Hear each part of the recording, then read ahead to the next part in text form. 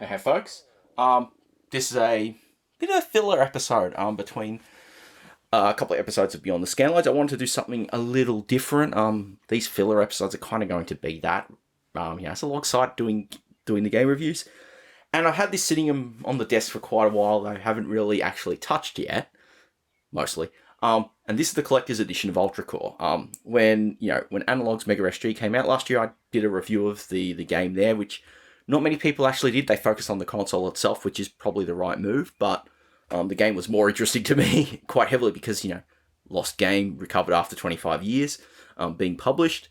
As part of that, of course, the original game came out there. There was actually a cartridge release done later in the year that I know went down pretty well through Strictly Limited, and they also did the Herculean job of porting it and getting it running on both the Nintendo Switch, which is the collector's edition I have sitting here, but also the PS4. And I ordered a copy of the disc for PS4 and this collector's edition on Switch, and I'm finally going to unbox the Switch one. The one little I've already done. I already did a second take. This is the second take, so that's how it goes. So start with the box. You've got this it's a nice thick box.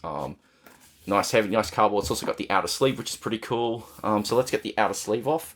It's actually probably the most fiddly part getting this off, but this time around, I think because I've done it a couple of times. I've done a look in before, and this is take 2 of the unboxing. We've got it there. So anyway, now that's off, you've got the front of itself. I really like the look of it, even without the sleeve. Like, especially the back's nice and it sort of keeps that motif. Dig it. So opening it's one of those little sort of magnetic clips on the side. So you flip it open. Nice interior cover image there. Presumably that's our main bad dude. If memory serves, Vance. And the first thing you could see is this sticker sheet. Wow. So I kind of dig this because the sticker sheet showing a bunch of characters from the game, one of the boss's weapons. And I love it's got both a hardcore version of the logo, being the original development name, but also Ultracore. I don't know if I'm going to actually use those. They might just stay on the sticker sheet. Who knows? But we'll keep that. Second part is a poster. So let's unfold this a bit and just scroll it through a bit. It's a pretty big poster. It's like, what is it? I guess A2. It's a pretty big poster. It's the cover art. It looks pretty neat. I can't really say much more than that. I'm going to work out if I'm going to stick that on the wall or not. Probably not. The next item is, in 2 parts, and that's the soundtrack. So essentially, we've got 2 CDs here. The first one is the 1994 edition, which is essentially CD recording of the music from the Mega Drive version of the game. It had a pretty darn good soundtrack. Olaf Gustafsson, who of course was responsible for stuff like Pinball Dreams and other stuff through DICE. So it's the original music recorded nicely. I definitely want to rip that because I'd like to have that. Actually, I'd like to have both on the soundtrack to listen to. And now I've got the 2019 edition. And so the idea here was that Strictly Limited partnered with Fixed, I guess, as a label who do a lot of synthwave kind of music, and they've basically done a licensed soundtrack of stuff from their existing artists. So it's a 2 CD soundtrack, whole bunch of more modern stuff.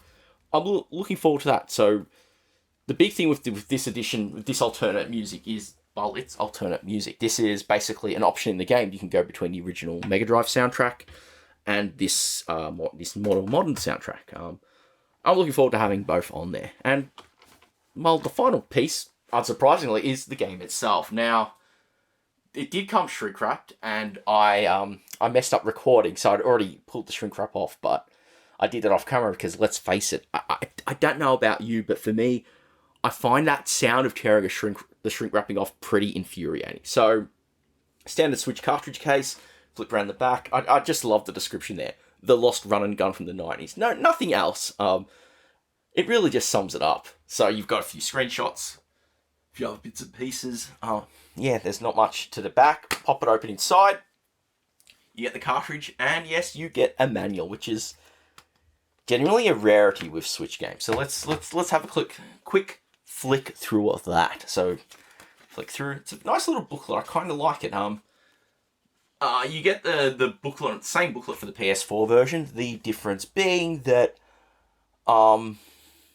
it's bigger. It's the same layout effectively. You just see all the weapons, all the stuff. all the tips, the soundtrack details, some notes, and a whole bunch of really cool people who coded both the original game and also made this re-release happen. So that is the physical side of this collector's edition. What I'm going to do now is go to the Switch, fire it up, boot up Ultracore, and we'll record some footage, and I'll show you how the Switch version plays, how it little differs from the Mega Drive release. So I will catch you in a bit. So here we are, starting up Ultracore on the Switch. We can go through the standard process, to show I'm not cheating.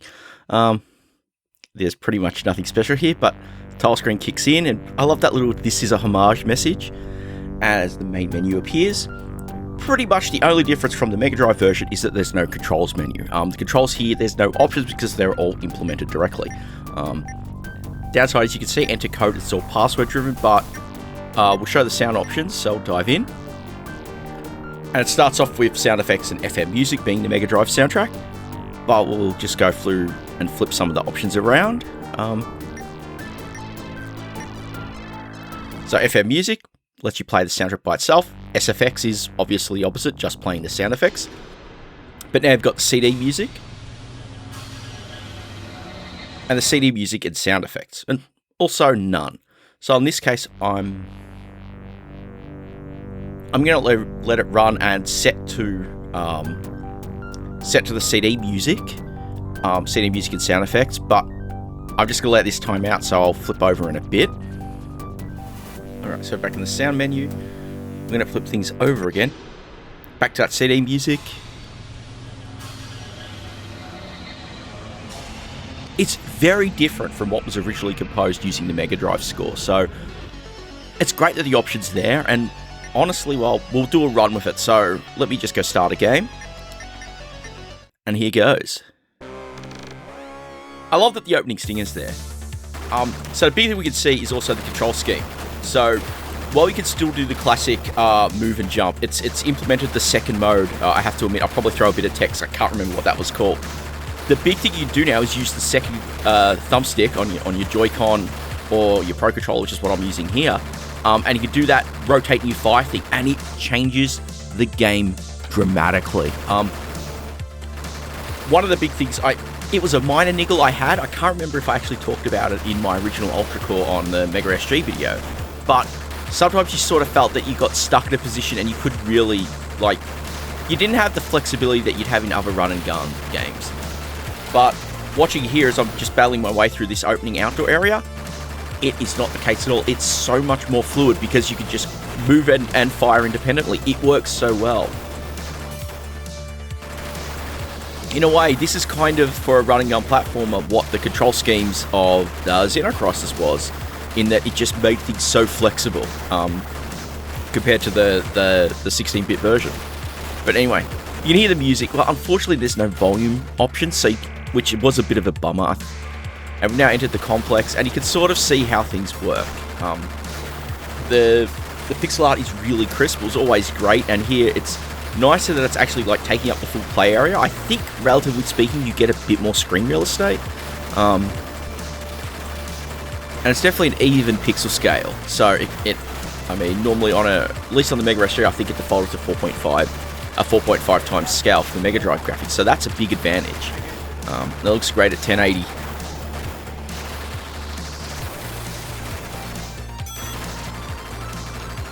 And again, you can see here as I'm trying to take these turrets out, the sequence, being able to rotate your fire independently in this way. Sorry for the notification. It flows so much better.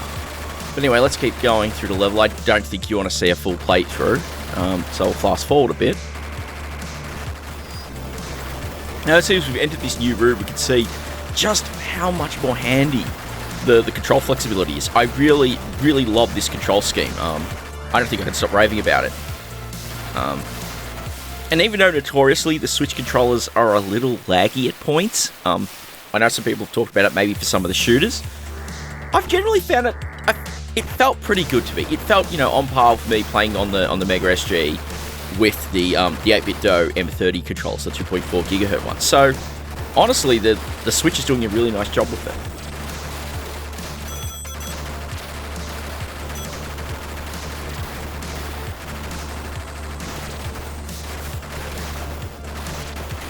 I have to admit I'm a bit rusty, so the gameplay itself is probably... I'm definitely not in my game with this. I haven't sat down and played Ultracore for a while. So I've got to remember to get that door card as we keep going. Again, you can see how much it just flows, and it's one of the things with this game. Well, I know a lot of people are going to be sort of biased towards, your Contras and stuff, or your Pro Protectors. I really love the style of run and gun that Ultracore uses, and the new control scheme just greatly improves the game in my book. My only real complaint with this version of the game is really the password system. We'll see that eventually when I get to beating the proper boss, but you still have to take your passwords down, and there's no way to save them, so you're going to have to take a screen grab, save it to the library, and manually enter it. And unfortunately, that's really a pain on the Switch, because you can't pull those photos out manually and transcribe them.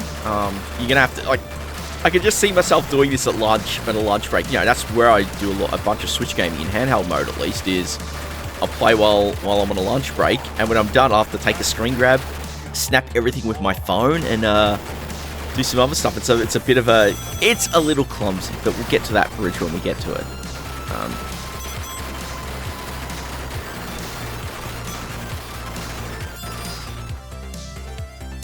So now I'm picking up a weapon.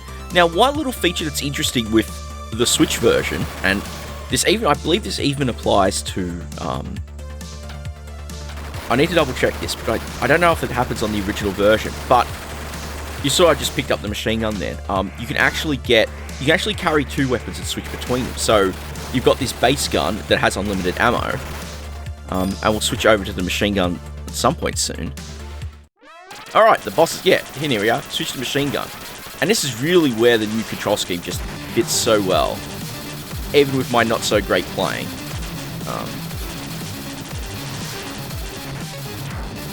And a great new music track as well on the soundtrack. That's me using the smart bomb. And again, all of that is so much convenient, because it's so much more convenient to access, because on the Mega SG version, apparently you have to flip the config to use pass-through mode, but it actually does support 6-button controllers. I believe that's a point I got wrong in my original piece. But it does support 6-button controllers, you've just got to turn the pass-through off. And another new track. It does a good job at throwing plenty of music at you. I think it actually has a bit more variety than the original MD version. I might have to go check my original recordings from when I did the original video. And so, I mean, it's worth talking about. Though, we've got this physical release, the plan is that there will be a digital version on the eShop and PSN pretty soon. They were saying spring, so that's in the next couple of months. I mean, I genuinely love this game. I think it's really solid, it's amazing, and it's so important from a historical perspective that it's been recovered and made available like this. So I think it's well worth checking out. It's a game that's really solid, really well polished and put together. And I like the fact that they've not just, it's not just that original game, basically a ROM here. They've enhanced it in these little subtle ways. It makes the experience far more playable. Now you can see we've got the laser rifle as well as the machine gun and our default weapon. And we'll get the first of the story cutscenes.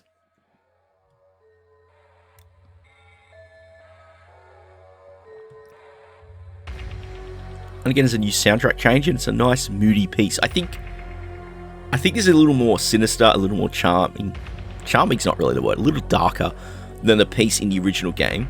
So the new soundtrack does offer pros and cons, and I like that the choice is there. But anyway, we'll flick through this sequence.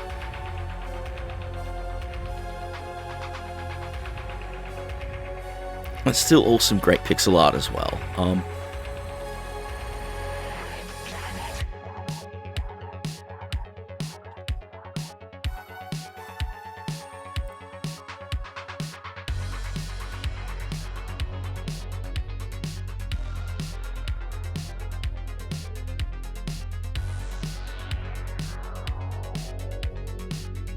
Those good points to just leave some of the music playing in there.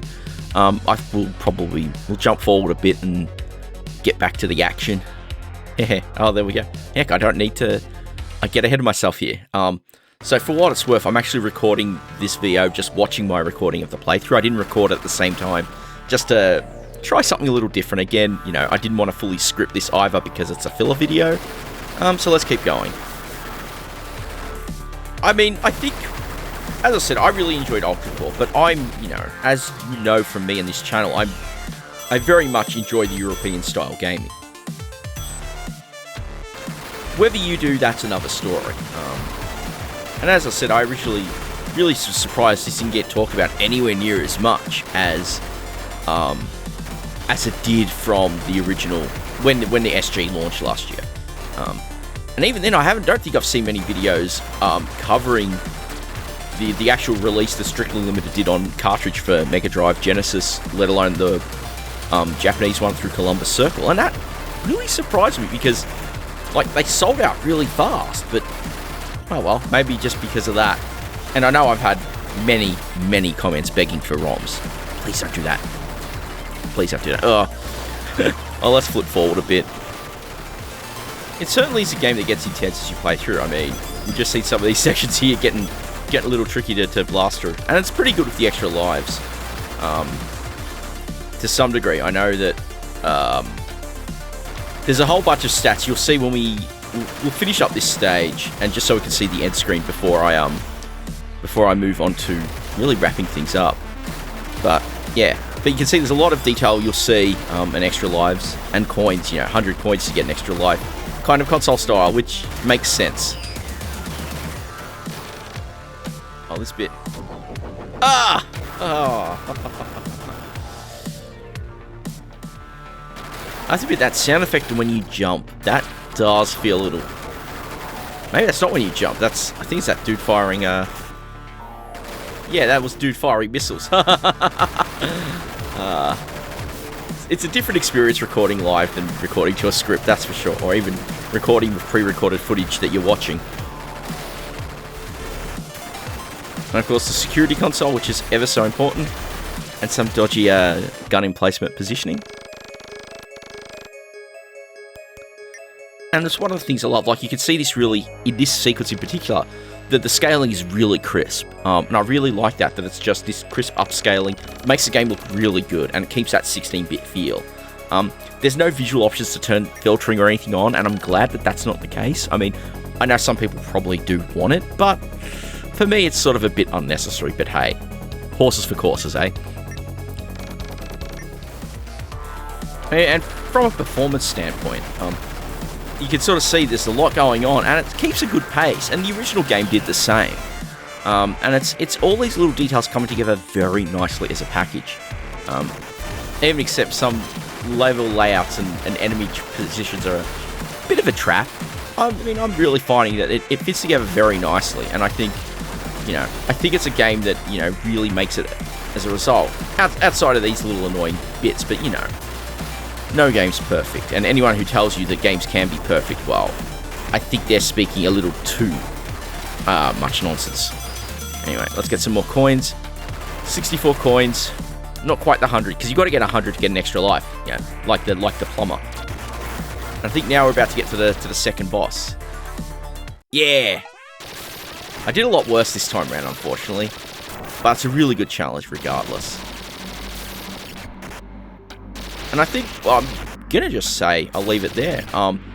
Thanks all very much for watching. I know this is a little bit different from the norm, but I really want the fillers to be able to explore different kind of things that aren't really worth doing a full episode on. You know, I've already talked about Ultracore originally. There'll be a link in the description if you want to learn more about the game itself.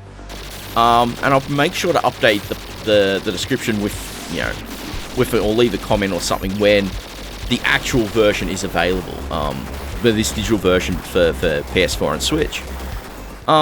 So as always, again, thank you very much for watching. We're now just going to see the end of level screen with the level code. Plenty of stats there, but yeah, you've got to screen grab that level code, write it down, punch it in on the title screen. Again, that's a bit of an annoyance. Something I personally